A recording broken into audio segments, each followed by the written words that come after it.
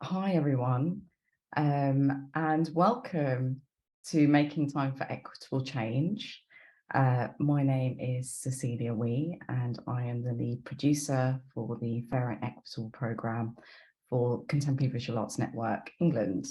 And we're currently in our pilot year of this 5-year commitment to making a more equitable visual arts sector. Thank you so much, everyone, for coming. Yeah, I just wanted to hand over to Rukhsana. Do you want to say hi, Rukhsana? Hi, everyone. I'm Rukhsana. Been working with Cecilia for just about half of the pilot year of the F&E programme, and I'm the programme coordinator. It's really lovely to see you all today, and thank you so much for joining us. Cool, thank you. I wonder if I'm just going to do a little bit of housekeeping and some introductions before we kick off onto the first session. And I wonder if I could get Spotlit, please. Thank you very much, Shania. Thanks. Cecilia, sorry to interrupt. Yeah. Deirdre's put the very good point that we've missed. Apologies, everyone. It'd be good for us to audio describe ourselves. Absolutely. Go ahead. Sorry, I always forget to do this. My name's Cecilia Wee, and I am an East Asian woman, and I have bob length hair and big glasses, and I'm sitting in front of a window with some plants behind me. Thank you. And if everyone can offer an audio description as they come online, then that'll be great. Thank you. I'll just quickly do myself, and then we'll go into I'm Rukhsana. I am a mixed heritage Pakistani Irish woman. I've got a turquoise shirt on and a maroon cardigan, and I've got dark hair, and I'm sitting in a room with a white background. Great, thank you.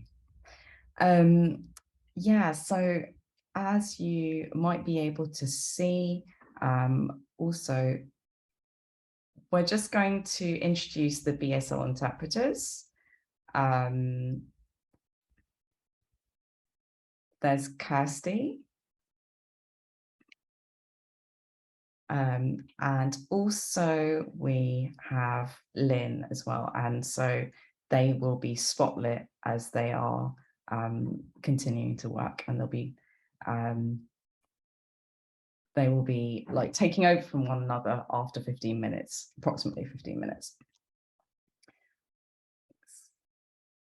So please contact myself, Rukhsana, or our host today, Shania or Monique. We'll all have CVAN in our profiles. So if you have any issues today, please get in touch with us either by direct message, or you can just put it into the chat. There are also live transcriptions on Zoom, which you can access in the usual way. So basically you just go down to your Zoom screen in the More part, and then you should be able to turn on the live transcriptions. We also have some community participation guidelines, and you'll be able to find a link to those. I think there's going to be added into the chat in just a second. So we just wanted to say that the sessions may contain references to experiences of ageism, ableism, classism, homophobia, racism, sexism, transphobia, and xenophobia. And in joining these sessions, please take care of the effects that such references may have on you as well as others. Please also be aware that you're most welcome to leave and rejoin the sessions if you need to take some time for yourself, and you'll just be able to rejoin on the same link all day long. We're going to have lots of breaks today, as well as opportunities to ask questions. You'll be able to use the hand function. You'll also be able to use the Q&A panel, and you can use emojis, as well as if you just like to add any general comments into the chat, then you can do that as well. As Rukhsana already said, we will be recording these sessions today, and please, join us for as many as you like. It's the same Zoom link for each event. So just in terms of an introduction, I wanted to acknowledge the times that we're living through right now in terms of massive changes in national, symbolic, as well as political leadership, the cost of living crisis, as well as many other crises, the climate crisis, the murder of Chris Carber, tensions in places like Leicester. I just wanted to remind everyone of the labour of marginalised and underrepresented communities and bodies that we're living through at the moment, and to try and honour this today.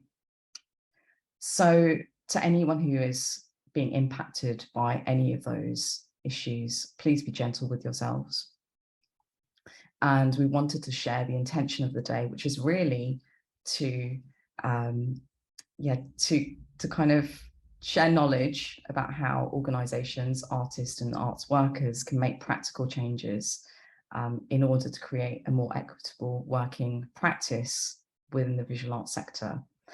And so creating that equitable practice is a lifelong journey to make spaces in the sector that are liberated from ableism, racism, homophobia, transphobia, classism, xenophobia, ageism, and other identity-related discrimination. We don't aim to provide all of your solutions today, but we hope to offer some advice through our speakers. And we invite you to reflect throughout the day on what you can do individually as well as within your organizational contexts.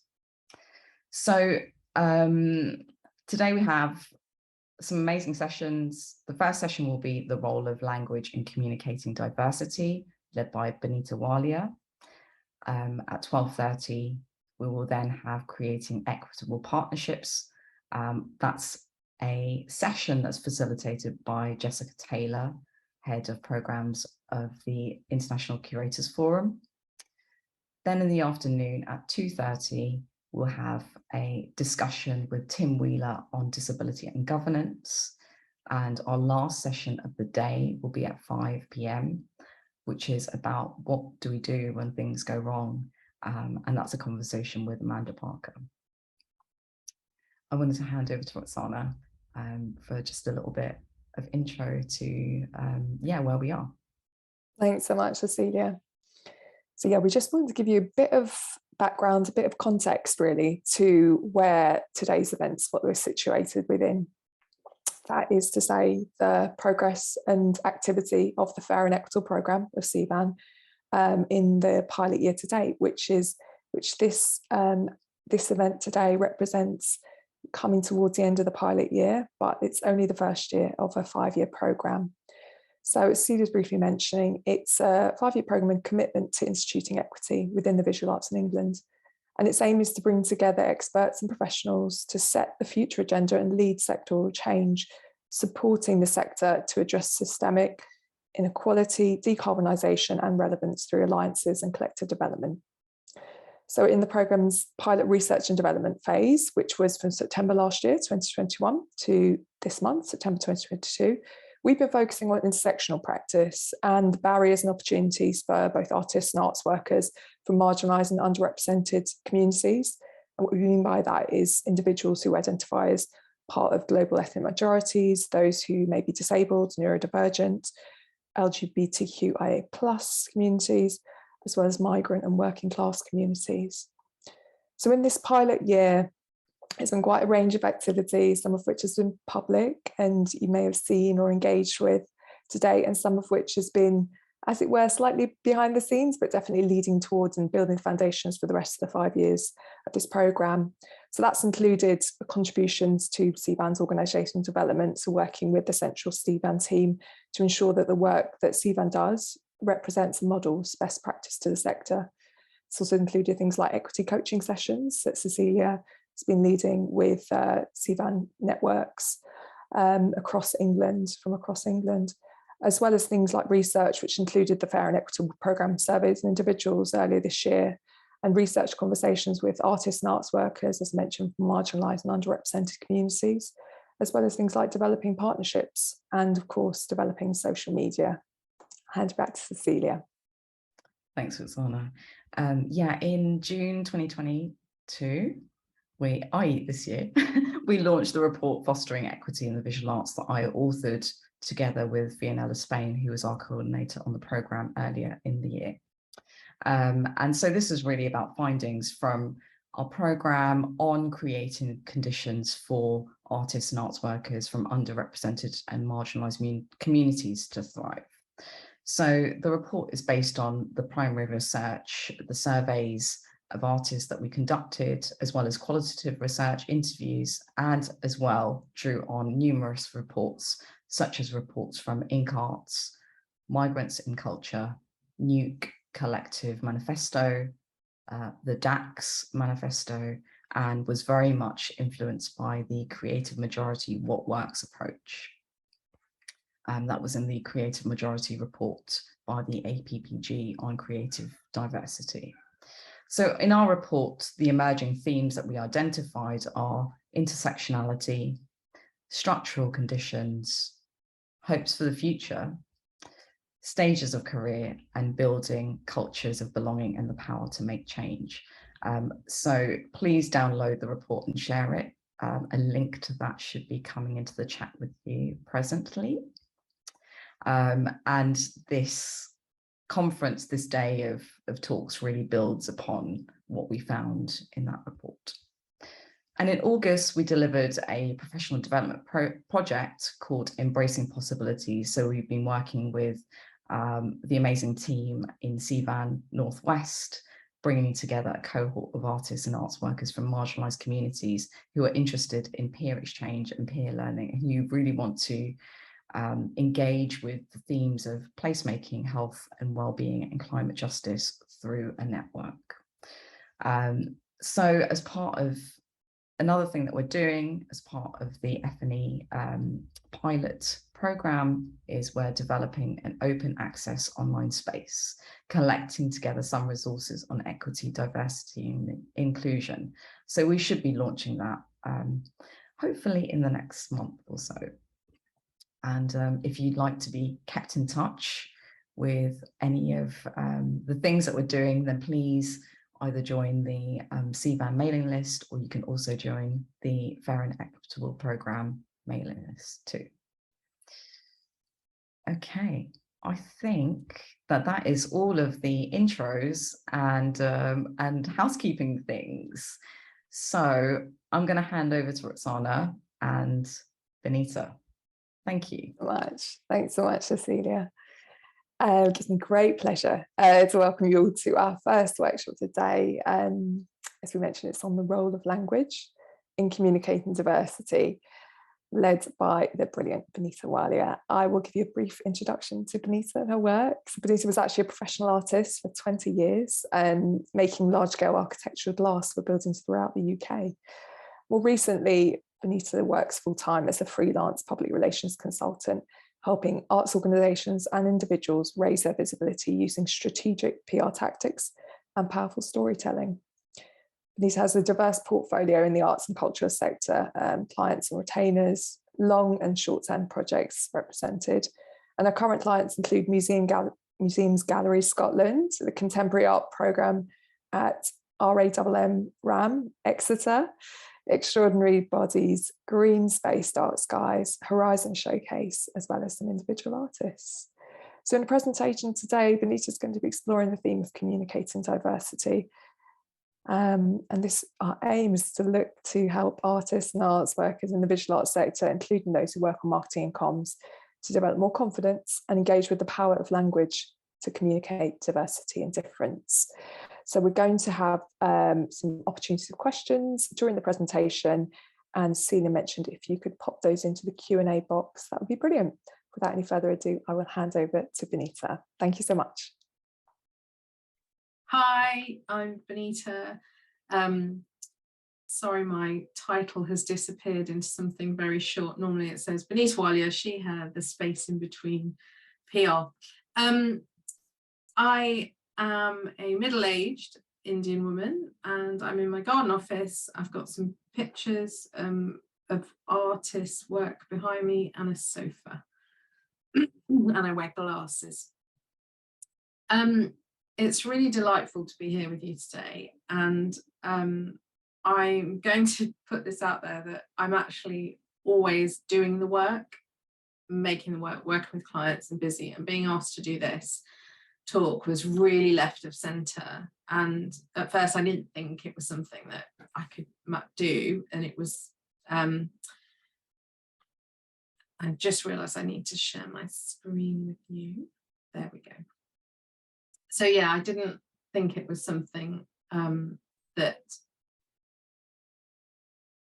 I would be able to do, but talking to Cecilia and starting to work on it, I sort of realised, well, you know, it sort of made me become hyper aware of my practice as I was practicing it, and to the point where I realised how much activism I do, how much work I do with the organisations I work with, and I sort of had to go back and analyse what I do while doing it, which has kind of been brilliant and a bit odd. I do work very strategically. I've got some amazing clients who really have good strategic goals and really want support on that too.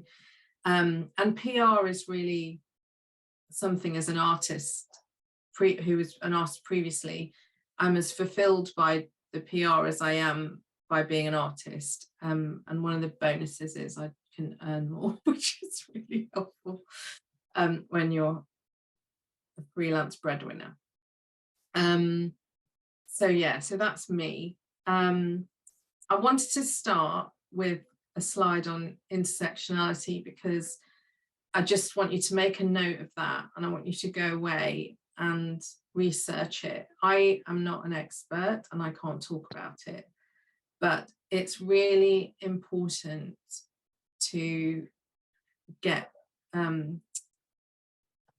for all of us to be aware of how if you touch on, as a human, if you touch on any of these areas, they can affect you. So if you're, you know, I could give loads of examples, but that's not what this talk is about. But it was just a note to say it's really important to read up on that, and how, because it will impact how you present yourself and if you're presenting others.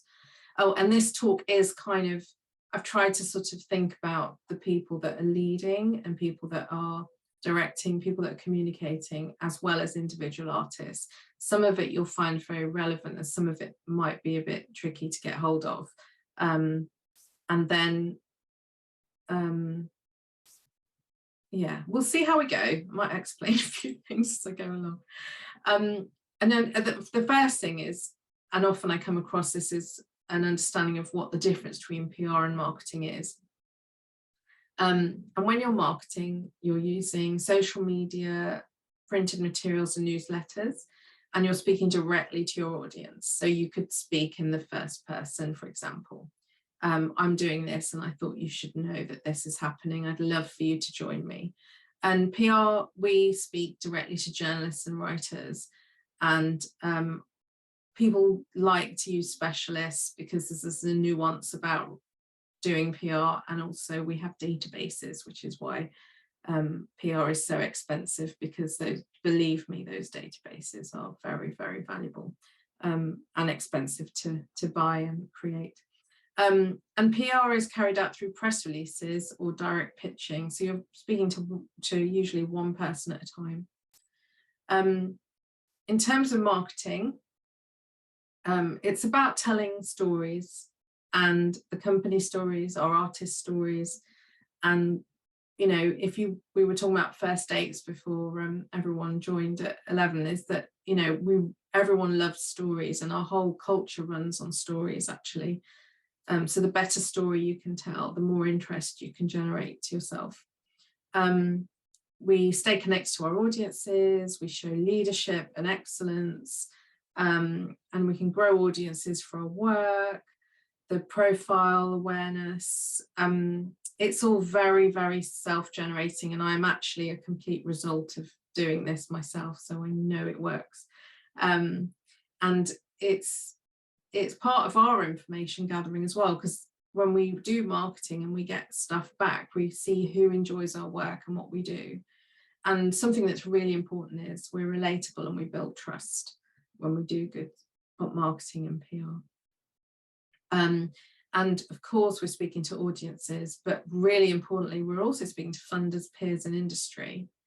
And those are really key to giving a good firm base to any work we do, because, you know, those are the things that make, you know, give us the opportunities.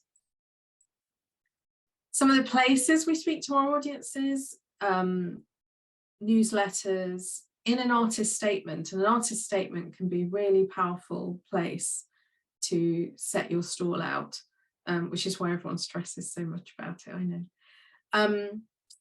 Twitter's a really important place in industry terms. Facebook can be more general. Instagram, you've got this amazing visual marketplace opportunity, and to build connections through. WhatsApp, a little bit more interesting, direct conversations that way. Your website is very much, you're very much in control of what you say and how you say it.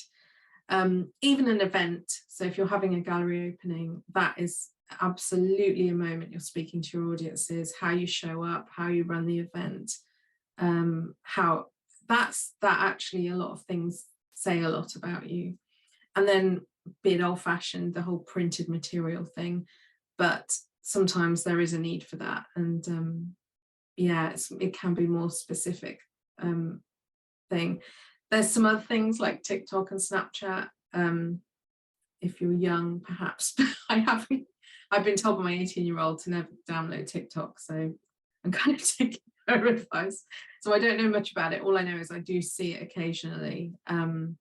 But it's a whole other thing. Conferences and talks are a really important place to show up and be present and make networks and connections and present yourself in the way that you want to present yourself. And of course, work social events even. And I think what I'm trying to say is we're always communicating who we are and our values, and this conscientiousness is kind of what I'm hoping we will sort of play out through the talk.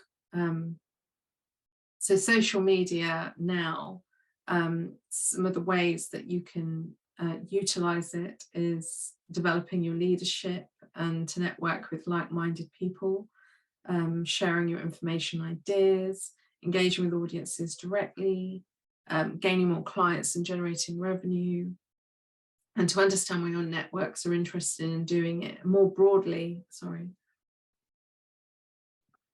so that you're not in a bubble as an organization. And also, if you're careful on who you follow on social media, you can get a kind of world vibe and a national vibe of what people are talking about, what people are engaging in, and you can curate that so that it's useful and not harmful. The most important thing we go back to is crafting a story and your story. And communications should always answer some basics about who, what, where, when, how, and then sometimes why. I think for visual artists, that's actually quite a strong thing, is why you did, because you're backing up your visual work in a way. So, and the basis of this is what I always need when I'm creating a press release. So how I find those things is through different tactics and getting the information out of my clients that I need. But that is the basis to any story. Okay, so I've just got a little question moment, whether anyone had anything. Rukhsana, if you want to let me know. Yeah, just double check. I don't think I've seen any questions come up, but do dive in if anyone's got anything they'd like to pop into the Q&A box. There's a few moments for questions throughout. I forgot to set my timer. How silly is that? No worries at all. Should we go on, Binita? I've done about 10 minutes, haven't I? I'll put yes, it yeah, I'll exactly. put it in for 35. There we go. So yeah. what is communicating diversity? This was kind of a big question. So I kind of came up with this. And I had to use language to come up with this sentence in a way and carefully think about exactly how I was writing it to avoid triggering anyone, to sound, you know. So this was really interesting for me. In fact, even just writing this thing in a majority white, cisgendered, not disabled, not neurodiverse communication landscape. So where, you know, being trained with all the companies I work with and all the way that I talk, having a teenager who is the teenager that I have and everything, is constantly making me analyze and think about how I say things. And when you put those on in writing, you put those in a space, then it's you can have a lot of power in how you make people feel through the way that you write something. So that taking that care to just rewrite this a few times to make sure it was a neutral statement, in order to shift hearts and minds and the way that stories are told. So how do we do that to engender inclusivity? So that's kind of the big question of, and just to say that a lot of examples here are not just visual arts, but they are examples of things that have happened. I do PR over all sorts of, from performance to venues to, you know, so I work in lots of space. So you'll see lots of diverse examples as well. So in terms of the power of language, it can open minds to changing use of language through life and work. And we're seeing that now with people using pronouns on their bios, because what that does is it says, it kind of creates equality in that people who might need to say their pronouns are not alone in that. So we're saying to them, it's okay, if everyone does it, then you don't feel like you're, you know, you have to say something, or it just equalizes and neutralizes a situation that it could be otherwise difficult for somebody. And how you show up as an artist and an organization, language can assert your values and your position before anyone else does as well. You can control that. And you can communicate your ideas and your activism well. So not just communicate them, but communicate them well. Engage and empower you and your audiences. So the more confident you are about the language and the way that you speak, the more confident your audiences will be in you. And the more confident they'll feel that you are someone they want to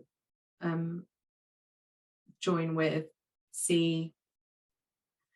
And one of the biggest things which kind of has become quite important at this, and this was Cecilia's thing, is how to assert for change without making yourself a pariah. And I think that's quite important. And I think one of the things is that people don't feel like they can say anything because they don't want to be seen as, or encourage being put in a certain place. But what we'll see today is that there's a very strong case for doing that, and there is a way to do it where you can make that happen. So some of the things that we use in communication are words like optics. So it's about how people are seeing you through the way you present yourself. So for example, the other day, there was a client who was suggesting they could have a tea tent for the dignitaries with food and with stuff in it.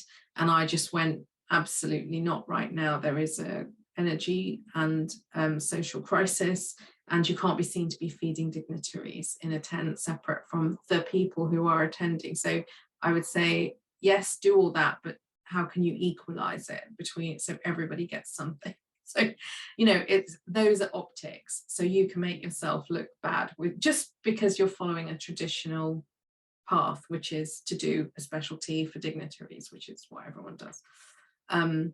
how are you being perceived through your communications personally and professionally? So if you're blasting off on Twitter about certain things, how are people then seeing you and seeing how you show up? People judge and value things all the time. It's just who we are as humans. If you're a leader, what messages are you sending out through your communications, privately and personally?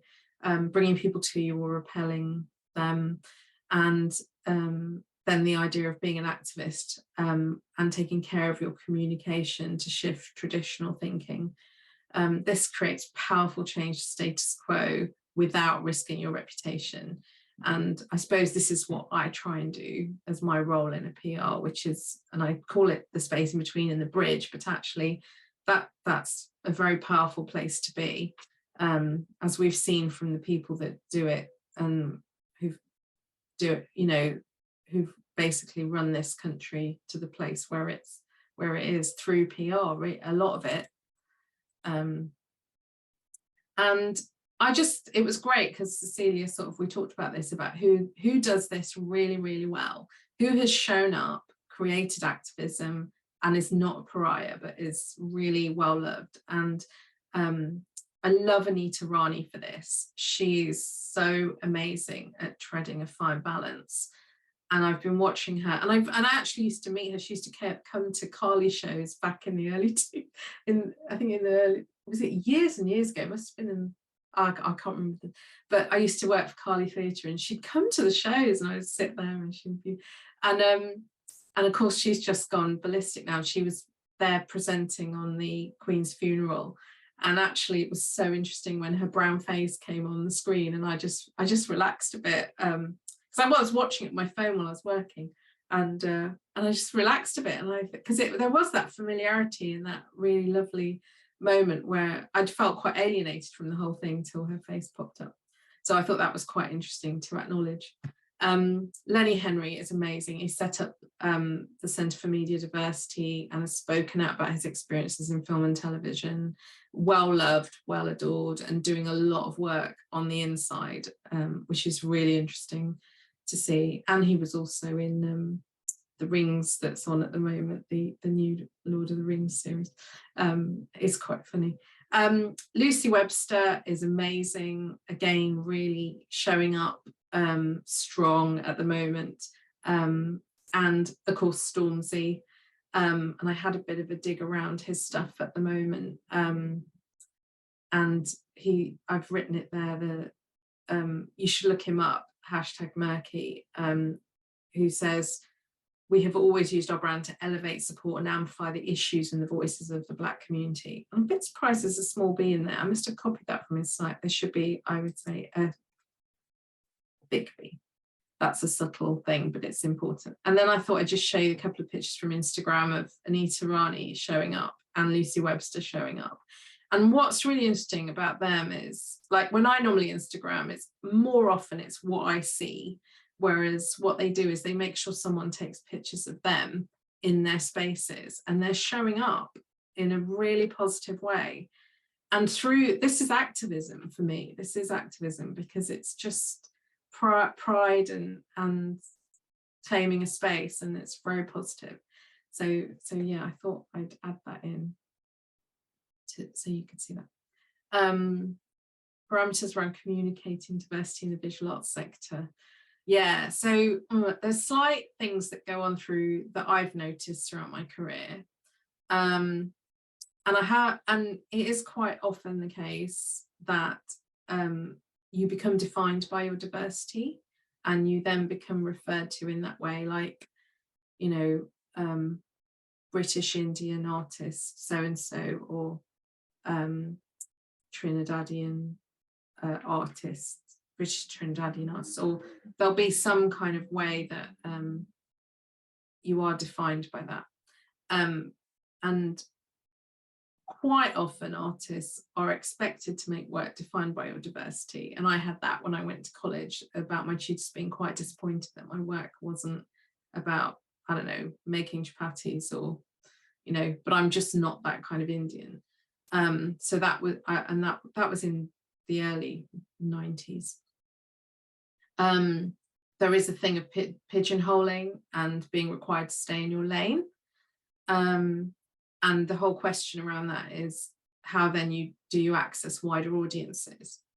And so I've just put that there as a kind of point of interest around it. There's no solutions, or but it kind of frames in a way the sort of way that I show up for the artists I work with, to question how they're presenting themselves, to think about how that might look in the future, and how people might take certain things that you're saying about yourself, and it might live with you for your life as a creative. So in terms of ways we can communicate diversity, it's just to acknowledge that everything you say and do reflects on you and your organization. And one of the ways you can action change is through marketing, communication and leadership around that. And those are through all the things we talked about before, which is your statements, your boilerplates, your social media, and having sort of worked that all out in advance. Oh, sorry, doing that thing where I'm using the mouse. Sorry. Yeah, so, and of course, importantly, at the end of here, it says visually through imagery, and imagery is really, really, really important in everything you do. So kind of, I suppose I have to be more Switzerland. I have to show up in a certain way. I can't say things I'm thinking because of who I follow and who I'm connected to and the work I do. So I have to be very, very, very smart about what I do and how I do it. There is injustice, ableism, and racism does persist. I think we have to sort of acknowledge that. And your reputation is what brings in the commissions and funding, and it gives you the leverage. And so how you communicate can bring those people or repel them away. And I suppose what my responsibility is to my clients and everyone I work with is to create and craft a way to stay neutral, that, or not, I create change with staying neutral. I've written that, but I suppose it's being more subtle than that. It's sort of activism through language. But a bring people with you approach, like Anita Rani is very much, and Lucy Webster, they're bring people with you approach, and developing the language and framing and communication that is actually benefit led. So that's kind of where I'm coming from. And of course our actions do speak louder than words. Yeah, it's a lot of repetition just to get the point across. I think I can see some chit chat, and there's one question in the Yes, we've got a question from Fatma, and I just wondered whether Fatma's got the rather lovely question about an artist's development, particularly I suppose social specific origins, social backgrounds, but I wonder if it's a kind of question that we might want to leave towards the end, if that's all right, Binita and Fatma? It's kind of a huge question. Yeah, so maybe if we just... I'm running out of time. Yeah, go on through. We'll come back to that if that's all right. So yes, now I've got some examples, so we will go through these fairly quickly, but they'll just give you a sense of how a story pans out. And I had a look, so I was quite interested about the Turner Prize, and I looked up how Tate announced it. Very factual, very basic, no opinions, just this is what's happening, this is where it is, and these are the artists, and here's their biographies. But how the press then talk about it, you know, is a whole thing. So the art newspaper, you know, complete clickbait, drag and fruity sculpture. Really interesting. Again, in the Guardian, the same thing, breadfruit, cherries and drag. I mean, breadfruit, come on. And just to tell you that the writer who writes the article does not write the headline or the secondary intro para. There's specific names for those, which my brain's not letting me remember, but they don't. It is written by someone else who reads the article and writes it. So that's always really important to note. But it's also how they generate people clicking into the article.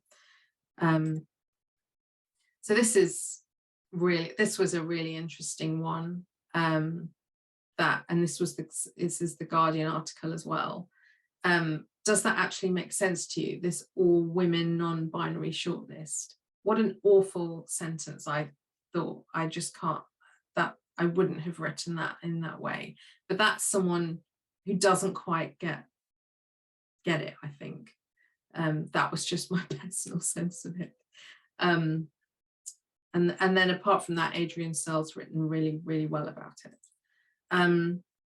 This was horrific. This is The Week, which is, I don't know, not an arts magazine really, but really off on, as far as I could see, in terms of no capital B on Black and identifies as non-binary in quotation marks. I mean, those are really not things for someone who understands the who has been trained or has kind of educated themselves in how to speak about things now. So so that was, yeah.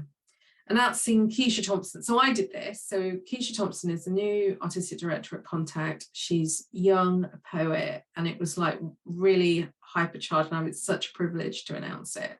A bit scary as well, obviously. So here's the press release, and I led with the first poet. And I checked it with Lem Sisse and some other people to check she was the first poet to run a multi-arts venue. And then in the secondary, I put first woman, first Mancunian at 32, the youngest, right? And purposely not putting in, this is kind of after BLM had been on, and there'd been a lot of work done and a lot of articles, and everyone had been like realizing how little space they had given to Black artists, and they were redressing that, and there seemed to be Black people everywhere all of a sudden. And so this was kind of after all that flurry, and I thought, okay, you know, let's normalize it. Let's make it normal that Keisha Thompson, because she's Black, but let's make that normal. So let's talk about all the other things that are first. So that was my approach to it. And we did write Black, but later down in the press release, it's about normalizing the fact that Keisha as a Black woman could run a building.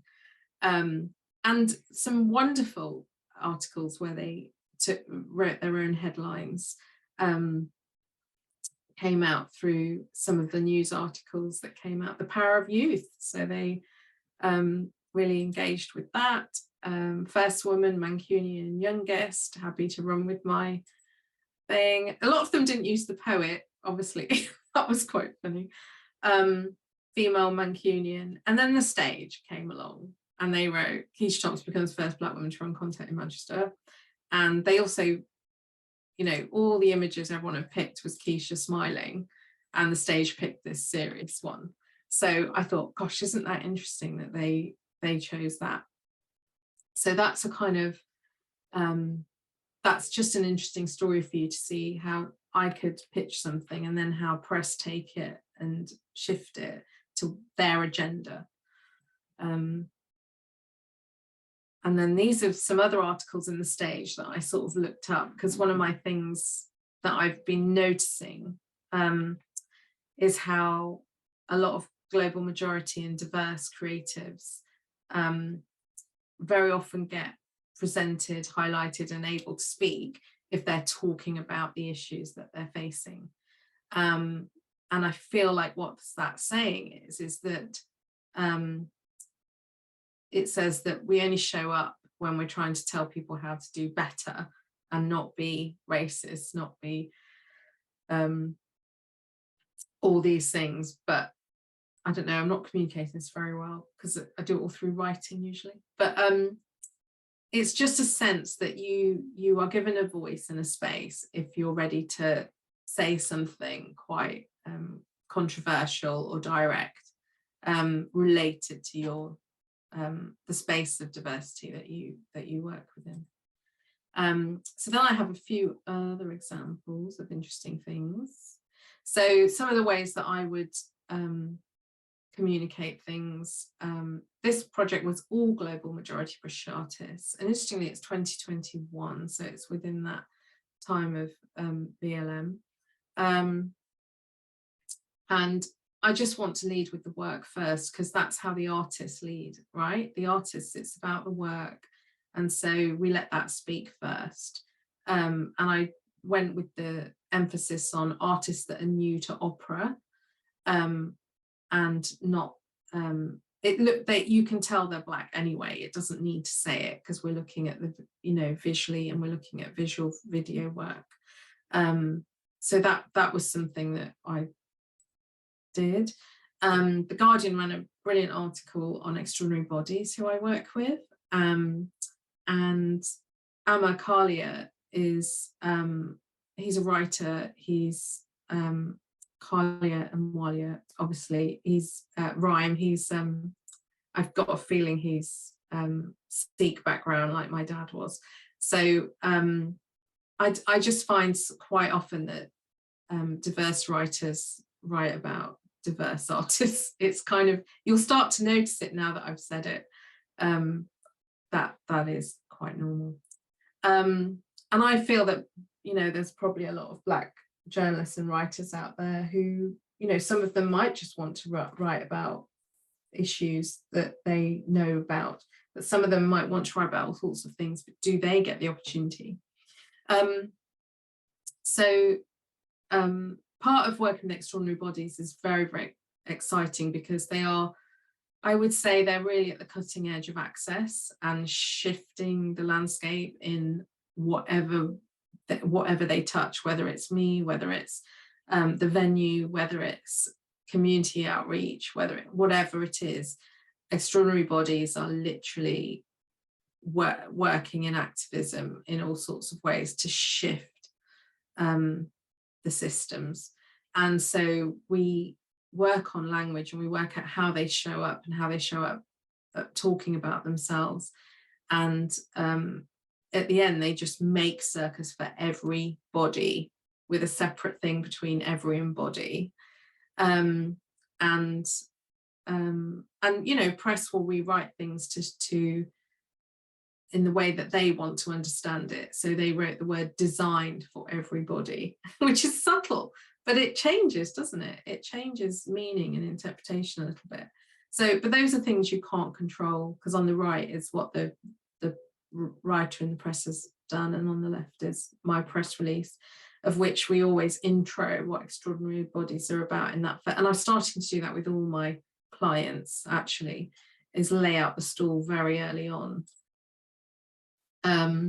Again, you know, this is an Edinburgh Festival article raising an issue, which is, you know, something that, you know, has happened a lot after the Fringe, just in terms of funding diversity and some of the issues around the Fringe. And the headline writer has written screaming lack of diversity in this article, where this writer's sort of been quite bold to put themselves out there. It's always a bit scary when you go and look at the article and then all the tweets that respond underneath it. Actually, she got quite a lot of flack for that, interestingly. And what's even more interesting is I went to look for this article. I'm glad I took a screenshot before it disappeared, but this article has now disappeared from the stage, and I kind of want to know why. But another raising issue article, that diversity is disheartening, say, leading creatives. And so again, it's sort of showing up and having to speak. But interestingly, that article has vanished now. So yeah, do we have any more questions? No. No, just the same at the moment. So I wonder if similarly you might just want to go on through. Yeah, carry on. Have a glass of water. Please do.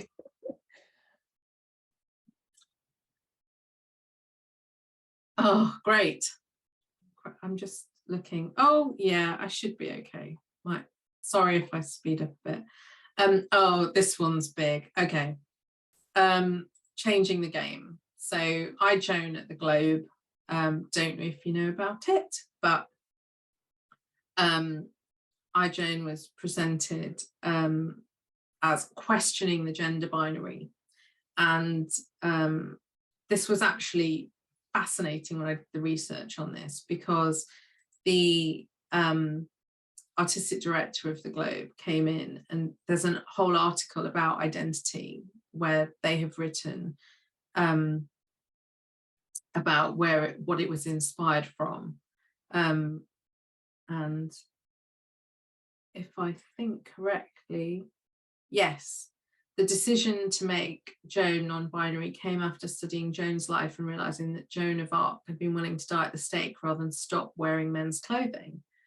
And so in terms of just challenging the status quo, could they have led with this in the original communications to stop what happened? And I don't know if you know what happened, but I'll get the mail up. So it went into what we know now is termed the culture wars. And the Daily Mail said that Shakespeare's Globe Theatre is accused of violating history.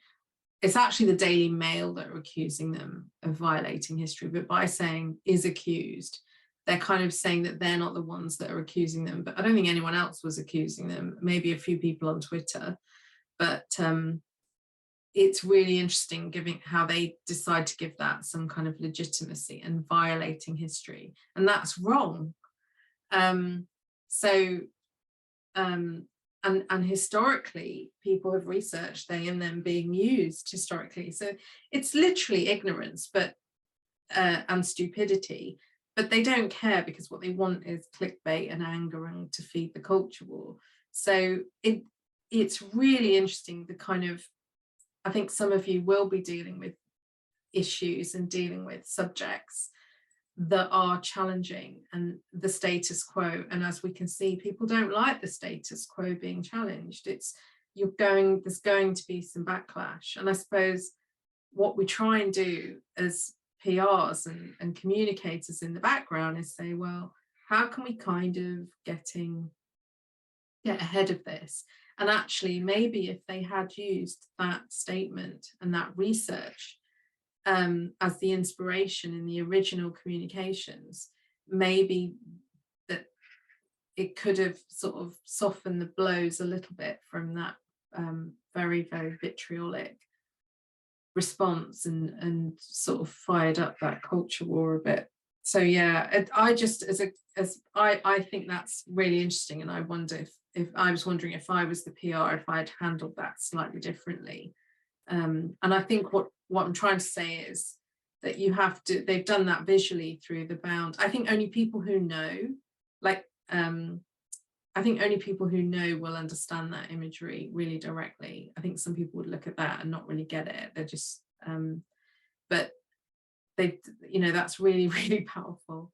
And she does look like she's getting ready. They look like they're getting ready for a fight, which is that really interested me as well in that image.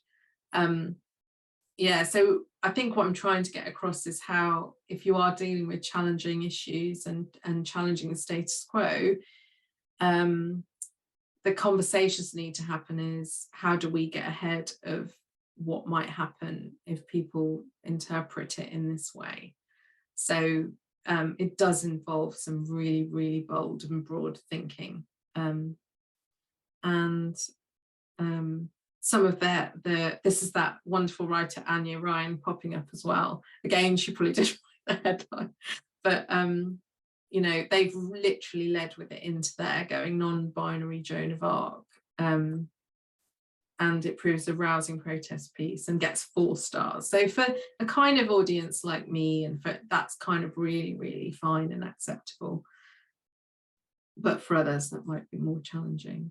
The Stage have completely brought it into the culture wars conversation, which was really interesting. even in the article saying that it was a good advert for diversity and critical opinion, that was about all the different opinions about the show. But actually what I wanted to say was there is not really diversity of critical opinion in the critical landscape, sadly. And so that statement made me laugh out loud, actually, because yes, there's different critics saying different things, but they're not diverse. And then, of course, what spun out from that, which really interested me, was Hyperallergic taking it on and writing an article about the misgendering of Joan and Arc. Brilliant, because of course Joan of Arc's portrayed as very feminine and very, you know, in that way. And actually, yeah, so there's a whole article on that, which at some point I should go and have a bit of a read of it.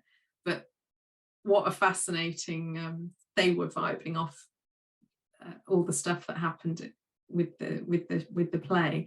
So that's really interesting. And then in terms of sort of rule breaking, I just wanted to mention the white pube. I don't think you can talk about with this kind of talk without mentioning the white pube. If you don't follow them, follow them. I mean, they've changed a bit as life has changed and their lives have changed. It's been really interesting to watch, having seen them from the early days. But they first made their names just challenging directly, and even now, if there is protest and there is what they see as wrongdoing and something, they will call it out on their social medias in no uncertain terms, and they will be on the side of the person who's been at the forefront of making a case or shouting about something that's unjust. So yeah, that is a really interesting one. And we've got a bit about challenging conventions. So this was really interesting in my research for this, was about how tech companies are changing the way they talk. Well, you know, there is a chance for now to change the way they talk about things. In fact, I am going to write to my tech company after this, because they still black and white list for emails. And actually it would be much nicer, because I didn't know what they meant by blacklist and whitelist, because I didn't think of it like that. So yeah, it took me a while to research it, to work out how to put emails in the right bit. So yeah, yeah, black hat for malicious hackers and white hat for good developers. I mean, it's ridiculous. Master and slave seems absolutely like insane to use now. So there's loads of different ways we can use language: leaders, followers, active, standby, primary, secondary. So I thought, isn't that interesting that there's that going on in the tech world, and that actually, you know, just hopefully trickle down to in loads of places to change. Something else that popped up on LinkedIn recently was the whole the Amelia Sordell, I'm not sure who they are, but was questioning the girl boss issue, because that's very much happened since that Netflix show came out. And it's absolutely true that you get called a female entrepreneur, but you never get called a male entrepreneur. And they never say boy bosses. So I think for me, with equity, if you're going to call somebody one thing, you have to create equity, you have to call that other. So we can all shift that language and say that I'm a boss. You know, I'm a leader, I'm a person in business. And I will say, oh, it was so funny. I was on Eastbourne Pier, and I know someone from town is here today. Hello. I was at Eastbourne Pier, and it said Fisher people, only Fisher people allowed, and there was a little handwritten sign. How cool is that? So change is happening even in those tiny little spaces. Requesting a change to copy that's been published. Yes, this is an interesting one. So for disabled people I've worked with, there is a specificity with everybody about how they are presented and how they are talked about. And interestingly, this reviewer had not used my press release or Dan Dawes' own website, but had dug around and actually had highlighted how Dan was disabled into this review. And the artist then contacted and said, can we get that? Or the artist producer contacted me and said, can we get this removed? Oh, I'm supposed to shut it now. And I had to go back to the PR who was handling that reviewer. And actually the PR said, oh, we don't normally do this with reviewers. She might get a bit fun. I said, no, she won't. I do this all the time. Trust me. Just go back and say that Dan would like this removed from it. And it was done, and it was sorted without a comment, because I think as writers, they might know when they've overstepped, because that writer might have dug around in places and brought something that wasn't a self-directed communication. So it's interesting, and you can shift things. So that's Dan being, as an artist, being empowered to say, no, I don't want that out there, especially in the Scotsman, thank you very much, and asking for change. So sorry to interrupt, just a quick heads up, we are just almost 12:05. I know, I'll hurry up, I'll try. No worries. This was a fabulous artist to work with, who just showed up, say, in a biography using he, she, they, them and sir pronouns, and it was fantastic. And it was a whole new level of equity that I hadn't spotted, and a brilliant artist. Definitely follow Pretty Dark, very, very much forefronting everything. So I've got some tools, tips and tricks. We're really at the last stages now. I would just say, lay out your stall,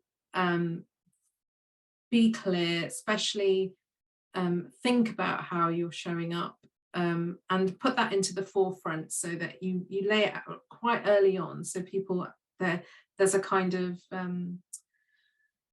you set the agenda yourself, and that stays in the mind of someone. Don't leave it to the bottom. Visual storytelling is really, really important. You can, I'm going to give a free sheet at the end of this, by the way. So some of these things, not all the talk will be in there, but all the key bits of information will be in there. So things around subliminal messaging of the image, choosing your images really carefully for equity.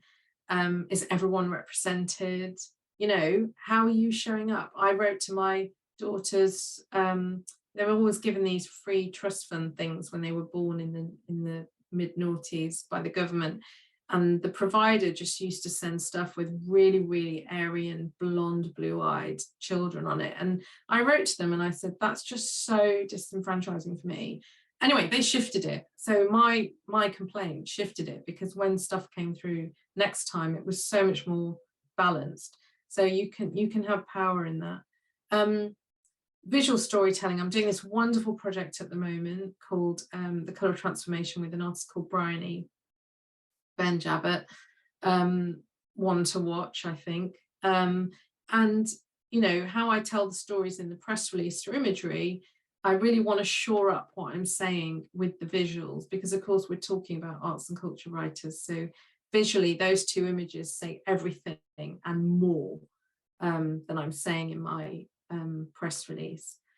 And of course, you know, extraordinary bodies, using this image of these artists performing, it says absolutely everything about extraordinary bodies. It says everything about the company, and it says everything about the show. So yeah, very powerful. And I think I was probably one of the first people to ever put an access statement for press and media in, because you know, we have to state that at some point you may have to, that as a press outlet, or as the BBC or whatever, you may have to pay for a BSL interpreter. You may have to pay extra for someone to come into a studio. So it's about getting ahead of it and saying there may be, you know, you need, and also educating people about the social model of disability, which says that the world's disabled and not you. And once you kind of get behind that, you suddenly realize, and you know that 20% of people are have some form of disability, visual or non-visible. then you suddenly realize that the world around us is completely disabled, and what can we do to shift that in how we show up and ask for things as well. And me as someone who supports that for my clients. And then just some final thoughts around thinking twice about how you present yourself. Is the way you're expressing yourself, even responding to a tweet, risking your credibility? And we just have to see what some Tory MPs have gone back and deleted tweet after tweet to know how that works. And the way that you communicate can affect your audiences and how to attract people to your work. Are you pigeonholing yourself through your descriptions of how you present yourself? You know, we never see a white British artist say, I'm a white British artist. From, you know, that doesn't happen. So are we promoting otherness by always stating who we are? It's just a question to put out there. And if you have your vision and goals as an artist, does the way you communicate support those vision and goals? And I think for me, what I've learned how much I do through doing this talk is we all have an ability to employ conscientious activism towards inclusivity and anti-discrimination, whether it's through stating pronouns, subtle activism, or showing allyship. So yeah, it's every day, and I'm seeing that in all the spaces that I'm in with leaders in the arts. I mean, it is phenomenal what's happening. I just think if we start with us, then the rest of the world eventually catches up. There's a few resources here that I've just literally zipped together. I thought of Incart's doing incredible work. Of course, Amanda, who ran it, is speaking later. The intersectionaljustice.org, Shape do loads of work around this. It's so exciting, all of their access docs for artists and everything. And equalityhumanrights.com as well.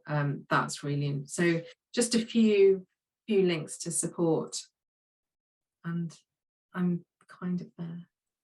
Amazing. Thank you so much, Binita. So much to take in, such an incredibly wide-ranging talk. So much for us to learn from, digest, incorporate into the work that we do. I forgot I had one last thing, Rukhsana, which was I've been watching The Boys, which is this show which is really gory but really interesting in terms of they're just playing with optics and how things work all the time. But Starlight, who's the kind of goody superhero, where a lot of them are baddies, she says, if you jump ship and let the asshole steer, then you're part of the problem. I forgot I wanted to end on that. Love that. I'm so glad it came back to you. Love that. Thank you so much. And we're kind of coming close to the end of the time. So Fatma, thank you so much again for your patience in bearing with us. But we want to save your question for the end, given the kind of scope of it. Can you see that, Binita? I would just repeat it for everyone. Stop my share. Thank you so much. So Fatma kindly asks the question, how does an artist develop from nothing and from nowhere and come to realise their potential? Adding the notes about things like facing social exclusion and I presume barriers to development and such like. So I suppose it's, yeah. Oh, do you want to answer that? No, I was just about to say, I suppose, a little bit more about, I wonder if we can actually bring Fatma up to speak, because it would just be helpful to understand a little bit more, rather than I presume the context or any details about what you're asking. Shana, are you able to put Fatma into a spotlight rather? Okay, let me just. Oh, here we go. Oh. Hello, have we got Fatma there? Hello. Hi, welcome. Well, can you hear me? Yes, we can. I'm Fatma. I came from a very rough background. I'm from Turkish Cypriot. I came from this war zone. When I came to London, I had no English. I'm dyslexic. I also had an alcoholic father, a mother who was very disabled, and 2 sisters who I babysat. So I couldn't go to school much to begin with. Now I got a MA, BA, but that was afterwards, before I had nothing. And then I made a lot of friends and lots of enemies, more enemies than friends, because I did not know how to behave in the social sector.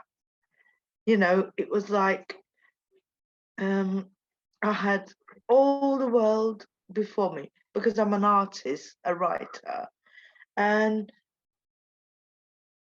but I didn't know how to behave in that world. That, you know, like Anita was expressing some things, like Benita was expressing some things. I forget things because I nearly drowned. It was like everything I see and hear is like vivid after 3 minutes or 3 seconds, because I got no memory for that 3 seconds, because I nearly did drown. So it's one of those things, you know, I got so many issues, yet I had to do the work. And so how does one commercialize that? How does one move forward after all that tight beginning? I'm 60 odd. I must get on, you know. But you see, I drift in and out like anything. I drift in, and I don't know how to commercialize that. I'm skint poor, not that poor now, but you know, I'm skint. You know, it's just one of those things. The thing is, Fatma, that you've been through a lot and you're not from it. And in the UK, there is a very, well, every country has its way of how you're supposed to be in certain situations. And I'm not very, I sound like I might be great at that, but actually I'm not. And I've had times when I've not been right in the right situation. I've just learned over time and developed. The fact that I can support people to do PR now is kind of miraculous somehow. But it's the whole world of the UK and where you come from and your experience are incongruous, you know. But there will be some people who want to celebrate your survival and your what I would call superhero status to survive what you've survived. And I would say that you have a lot of stories, you have a lot to share, and it's finding where those stories can be shared, or how they, or that your allies, and where, and focusing on where those lie. And you know, it's a really big question, a really big thing, but I would just say you do need obviously a lot of support and help, and to be in certain environments. But you sound like a bit of a superstar in there that's ready to come out, from what I can hear. Thank you so much, Binita, and thank you, Fatma, for your bravery and just vulnerability in sharing your story with us. And it's going back, I suppose, to the point at the top of Benita's presentation about the power of storytelling and narratives, without those necessarily defining you in your work, of course. But thank you very much. We are just over time, but we've got a couple more questions. One from our colleague, our CVAN colleague, Sue Flowers. So Sue asks, Binita, do you have any advice about when things are stated wrongly in the mainstream press? How to challenge and address issues when we're not always in a place to get ahead? You mean when they're they're so always, yeah. There's so many things that are wrong in the. It's like where to start, but yeah. I don't know that. I mean, that is big. I mean, I think if you'd given, do you have a specific example? Sue, would you like to share an example? I'm just wondering time-wise. I know you've got this another thing at 12:30, so yeah, so everyone I needs want a break. But I'll tell you what, I mean, she's. Yeah, I haven't got a specific example, but things come up obviously we discuss things as a team, but it's just something that I'm interested in personally. You know, those relationships with the press can be very fragile, and when you're working for an organisation, it's important we present our values, but it's just quite infuriating when you see things that, you know, it feels fragile and important to challenge things. And I really loved how you expressed about getting on top and trying to, but there's something about not taking a stand that doesn't sit with me personally. Oh yeah, no, and I think we can take the examples of people who do take a stand and make it work, but don't forget, if you do take a stand, you have to be fit, well, and of the kind. There are only some people who are able to take, you know, like James O'Brien on Elbit. I mean, how he takes what he takes is like a whole nother level of. There are some people who do take stands and they can deal with it, but not all of us are mentally geared up for that. And, you know, like you said, there is a fragility around it. So there's a, you know, you've got to balance what you can't say something unless you're willing to stand up there and watch it play out. You know, and that writer who did Joan of Arc, goodness me, you know, that'd have been really hard for them for some weeks. That'd have been really, really hard. Thanks so much, Binita. Thank you so for your question. Apologies, everyone. I think we're going to have to wrap it at that. Just looking at the time, we've got to march on to our next session as well.